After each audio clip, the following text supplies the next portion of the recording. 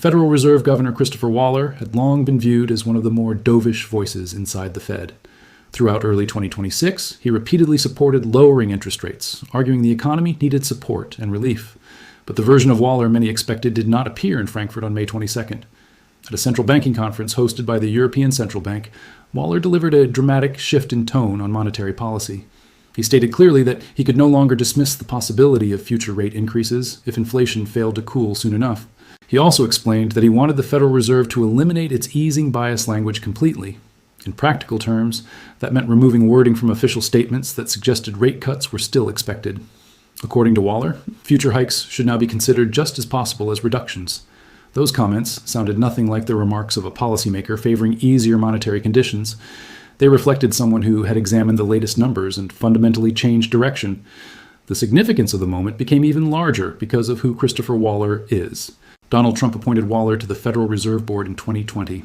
For the last 5 years, he had remained one of the most closely monitored officials at the Fed. During the post-pandemic tightening cycle, Waller consistently presented himself as driven more by data than ideology. When labor conditions softened in early 2025, he became one of the first officials openly supporting rate cuts. He backed 3 straight reductions during the final meetings of 2025. Even after the Federal Open Market Committee paused in April 2026, Waller still leaned toward easing. Inside Trump's political circle, he was considered one of the key figures expected to push policy back toward lower rates eventually. Then, on May 22nd, only 7 days after Kevin Warsh was sworn in, Waller publicly reversed course. The shift did not come from someone opposed to Trump's agenda. It came from one of Trump's own selections for the Federal Reserve. The reason behind their reversal, according to Waller, was not politics. It was economic data. The Personal Consumption Expenditures Index, the Federal Reserve's preferred inflation measure, reached 3.8% in April 2026. That level stood nearly twice as high as the Fed's official 2% target. National gasoline prices climbed to $4.30 per gallon at the end of April, after jumping 27 cents within a single week. Oil prices moved above $100 per barrel, while the Strait of Hormuz remained effectively shut following the military action involving the United States, Israel, and Iran. Retail sales increased by 0.5% in April. However, much of that growth came from higher spending at gas stations. Americans were not buying significantly more products overall. They were spending more money simply to fuel their vehicles. Waller described the situation directly. Inflation, he said, was not moving in the proper direction. He also delivered one of the sharpest remarks heard from a Federal Reserve official in years. Waller stated that no serious central banker could examine the current numbers and realistically discuss cutting rates by September. That statement effectively slammed the door on interest rate reductions during 2026. The message was no longer theoretical or vague. It came directly from a sitting Federal Reserve governor appointed by Trump, speaking publicly at a major international central banking conference. Waller's comments also focused attention on something many Americans rarely hear discussed publicly: the easing bias. After every Federal Reserve meeting, policymakers release an official statement. Inside that document is language designed to signal where interest rates may move next. For several months, those statements contained wording indicating the committee still leaned toward future reductions once conditions permitted. That wording represented the easing bias. Financial markets respond directly to those signals. Bond traders adjust pricing around them. Banks use them when determining mortgage rates. Lending markets across the country depend heavily on those expectations. Waller now wants that language removed completely. Instead, he favors wording that presents a rate increase as equally possible as a cut. If that change appears during the June 17th Federal Reserve meeting, the effect across financial markets could be immediate. Bond yields would likely rise. Mortgage rates could follow quickly behind.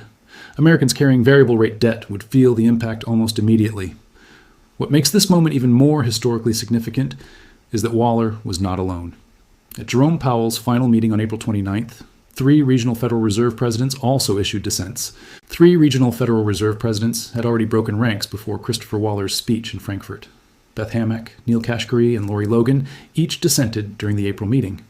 Their disagreement focused specifically on the easing bias language inside the Fed statement. All 3 wanted that language removed. The wording stayed only because Jerome Powell refused to change it. But Powell was gone. Kevin Warsh had stepped in, and now Waller publicly joined the same position. That created 4 voices inside the Federal Open Market Committee already aligned against easing. The committee contains 12 voting members. 4 were now openly positioned against any continued signal toward cuts. Warsh carried 1 vote as chair, but Waller's speech suggested the committee was already shifting before Warsh even began leading meetings. Then the bond market reacted.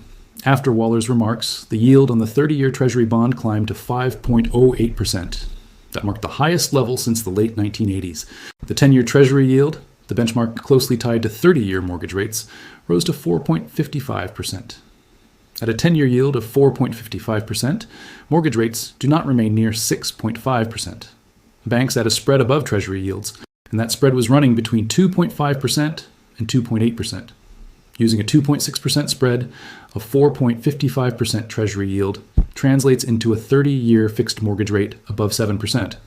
That was not a distant forecast. Markets were already trading at those levels within 48 hours of Waller's speech. A $400,000 mortgage at 7% carried an average monthly payment of $2,661. At 6.5%, the same loan required $2,518 per month. That difference of $143 every month added up to $1,716 annually. According to the market reaction, 6 words from Waller increased annual costs for the average American homebuyer by more than $1,000, even before the June 17th meeting had taken place. Warsh entered the Federal Reserve on May 15th. By May 22nd, only 7 days later, members of his own committee were already moving publicly against the direction many assumed he represented. The shift unfolded at extraordinary speed, and it was not driven by political enemies. The movement came from officials tied directly or indirectly to Trump's own Federal Reserve circle. Waller had been appointed by Trump in 2020. Hammack had been reappointed by Trump in 2024. Logan was a longtime Federal Reserve official who dissented during the April meeting. Kashkari, also a career Fed official, joined the same dissent. That meant 4 voices inside the committee were already lined up against easing before Warsh chaired even one full meeting. Attention then shifted toward the Federal Open Market Committee. Minutes released on May 20th. Those records documented the April 29th meeting and appeared 3 days before Waller delivered his Frankfurt remarks.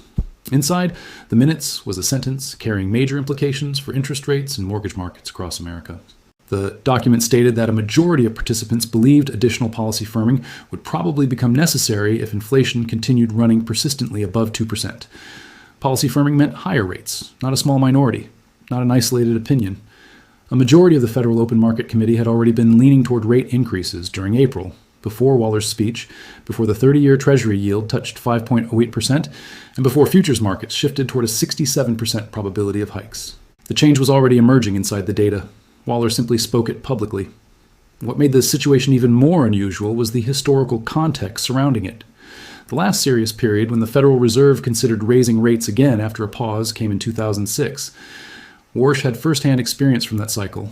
He served as a Federal Reserve governor from 2006 through 2011. During that period, he watched Alan Greenspan transfer leadership to Ben Bernanke.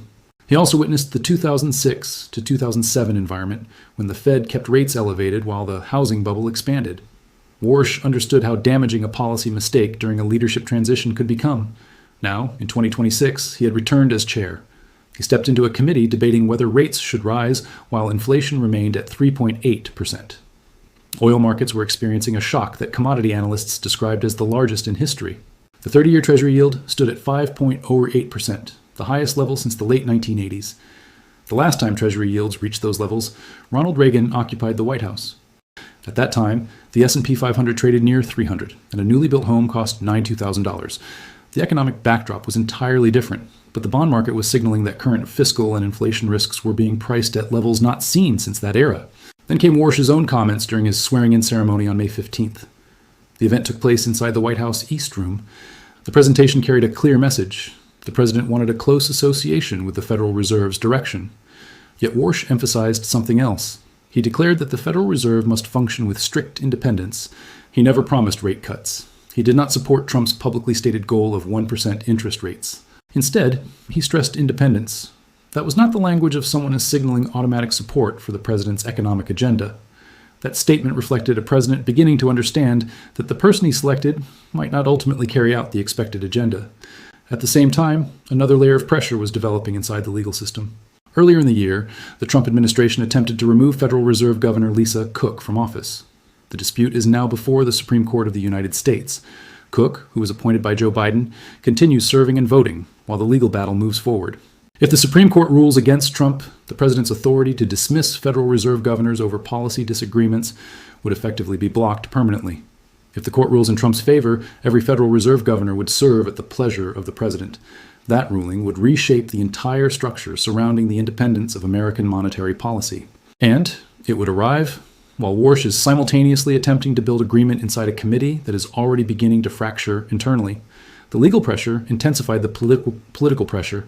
The political pressure increased economic volatility. Every part of it ultimately flowed back into mortgage rates across the country.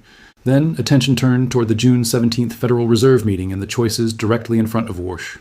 He faced three possible paths. The first option was to leave interest rates unchanged while keeping the easing bias language in place. That outcome satisfied almost nobody. Hawkish members of the committee would likely intensify their dissents.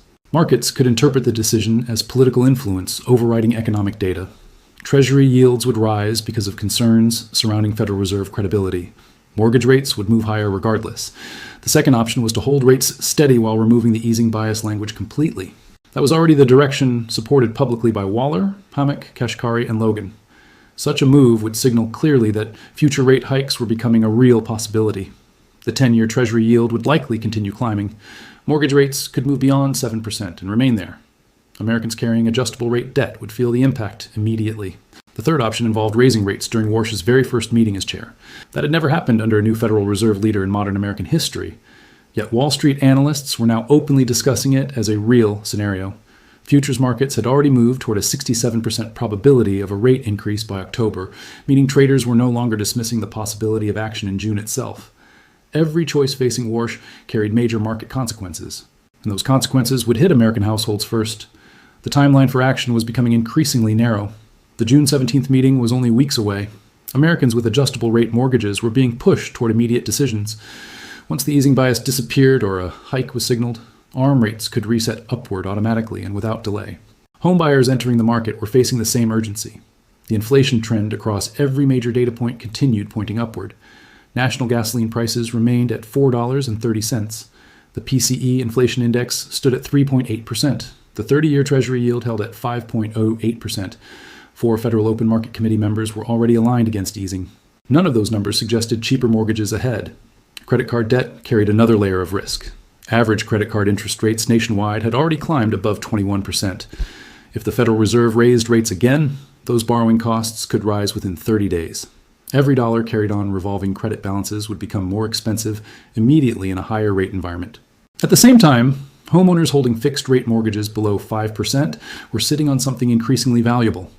A locked low mortgage rate during a rising rate cycle had effectively become a financial asset on its own. Then the full picture became clear. On May 22nd, Christopher Waller, a Trump appointee, publicly abandoned his previous position. He supported eliminating the easing bias. He warned that future rate hikes could no longer be dismissed.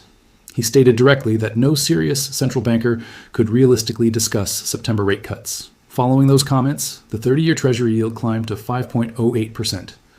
The 10-year Treasury yield reached 4.55%. Futures markets shifted toward a 67% probability of a hike by October. Warsh was preparing to enter his first Federal Reserve meeting on June 16th and 17th, while facing a committee already moving against the direction many expected him to pursue. Removing the easing bias had become the most likely result of that meeting. Markets still had not fully priced in the consequences. That meant the largest mortgage market repricing in years could still be ahead. The June 17th meeting was approaching quickly, and the outcome was positioned to reshape borrowing costs across the United States. Stay tuned for the next full breakdown as the Federal Reserve approaches one of the most consequential meetings in recent years. Please leave your thoughts about this content in the comments below. Thanks for watching. See you in the next one.